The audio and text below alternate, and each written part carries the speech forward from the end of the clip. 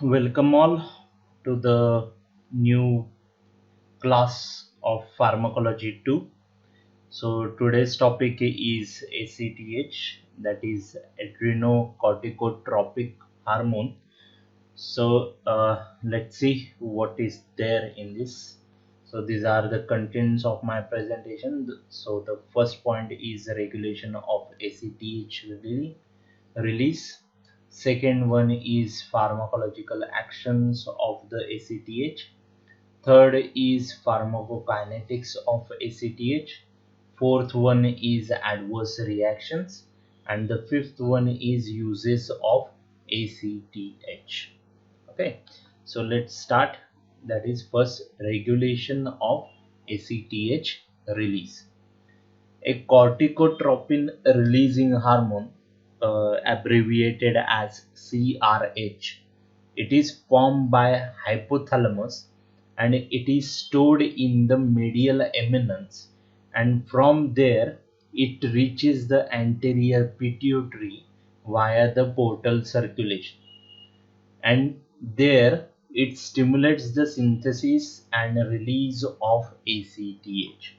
So from this entire thing we get to know that there is one hormone which is released from the hypothalamus, and it is then reached to the anterior pituitary, and there it stimulates the synthesis and the release of the ACTH. So in short, the ACTH release depends on the one hypothalamic hormone, that is CRH, that is corticotropin releasing hormone. Okay, so diurnal fluctuations in the rate of the release of ACTH regulate the rates of secretion of cortisol and the corticosterone. Okay, so diurnal means it is like nightly there are changes or fluctuations that take place in the rate of release. So sometimes the release of the ACTH will be less and sometimes it will be more, and depending on these fluctuation, the rate of secretion of cortisol and the corticosterone, they also differ, they also fluctuate. So the plasma level of the cortisol, it modulates the rate of release of the CRH and in turn that of ACTH by negative feedback mechanism. So what we mean by this is that if there is increased cortisol levels in the plasma, then it will provide a negative feedback to the release of the CRH and then to that of the ACTH, and thereby the release of CRH will decrease and also rate of ACTH it will decrease. So decreased plasma levels of cortisol, as in case of Addison's disease, they stimulate the ACTH secretion. Okay, so it is exactly opposite. If there is increase in cortisol level, then there is decrease in release of the ACTH, and vice versa is true. That is, if the cortisol levels they decrease, the ACTH release increases. So this delicately balanced mechanism, it thus regulates the plasma level of cortisol within normal limits. So under stressful situations, the neuronal impulses from higher centers, they stimulate release of CRH, which ultimately elevates the output of cortisol to meet the increased demands of the body.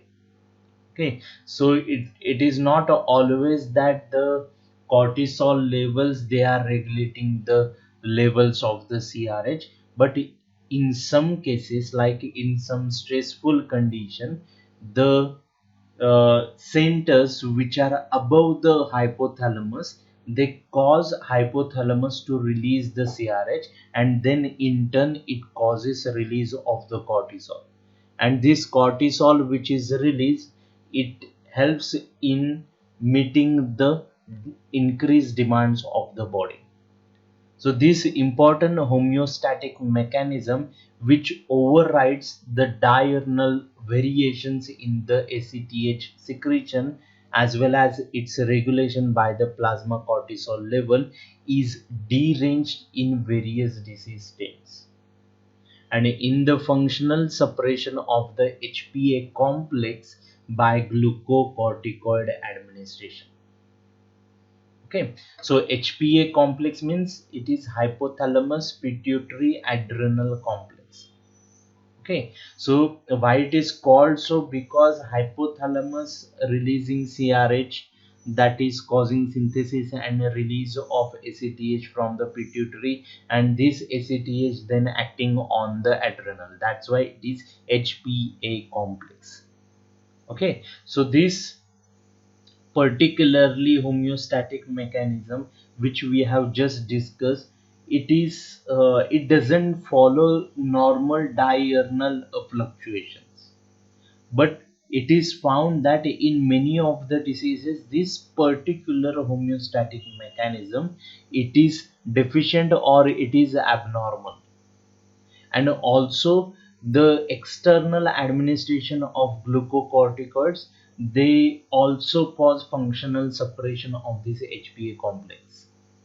Okay, so next is pharmacological actions of ACTH. So on the adrenal cortex, the ACTH, it stimulates the adrenal cortex to synthesize and secrete cortisol and corticosterone and the weak androgens. Okay, so ACTH, it stimulates steroidal synthesis by adrenal cortex by acting on the cell membrane receptors and thus activating the adenylyl cyclase system and thus increasing the intracellular cyclic AMP. So from this particular sentence you get to know that the receptor which is concerned or to which this ACTH binds is a GPCR, that is G protein coupled receptor. Okay, so further this accelerates intracellular conversion of cholesterol to the pregnenolone and the rate limiting step in the synthesis of the adrenocortical steroids.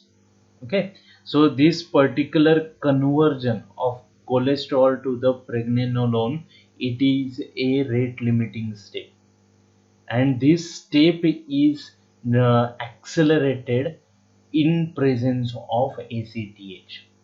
So prolonged elevation of ACTH levels, it causes hyperplasia and the hypertrophy of the adrenal cortex with increased secretion of cortisol, corticosterone and weak androgens.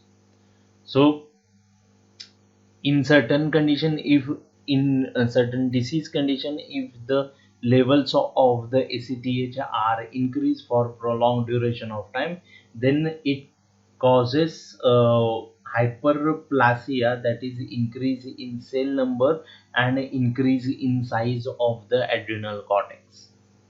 Okay, so extra adrenal effects of the ACTH, they are of less clinical importance and they include cutaneous pigmentation, lipolysis in adipose tissue, ketosis and the insulin resistance. Okay, so next is the pharmacokinetics of the ACTH. It is administered intramuscularly or intravenously. It is well absorbed after intramuscular injection with plasma T half of about 15 minutes. It is rapidly metabolized and only a negligible amount it appears in the urine. So the quantitative response to a given dose of ACTH is greater when it is given in the morning than in the evening. So you can actually quantify the response in by giving the injection or injection of the ACTH in the morning, or second way by which we can quantify the response is by giving the ACTH by slow IV infusion than as an IV bolus. Okay, so the adverse reactions which we see with the ACTH is that apart from the rare allergy, all other adverse actions of the ACTH are due to the increased secretion of the adrenocorticosteroids. They are not, these adverse reactions are not because of ACTH directly, but the ACTH, as it causes release of the adrenocorticosteroids from the adrenal cortex. This adrenal cortex, the steroids from the adrenal cortex cause the adverse effects.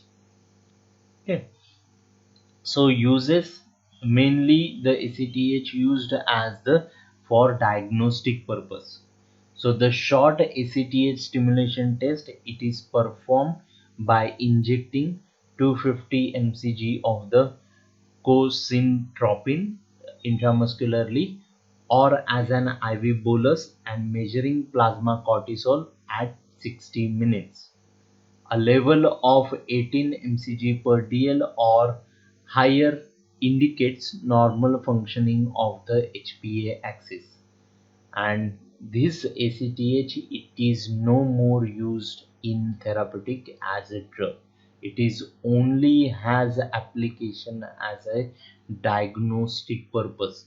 We check that whether the HPA axis is working fine or not. For that only purpose ACTH has the application, otherwise it has no therapeutic use as such.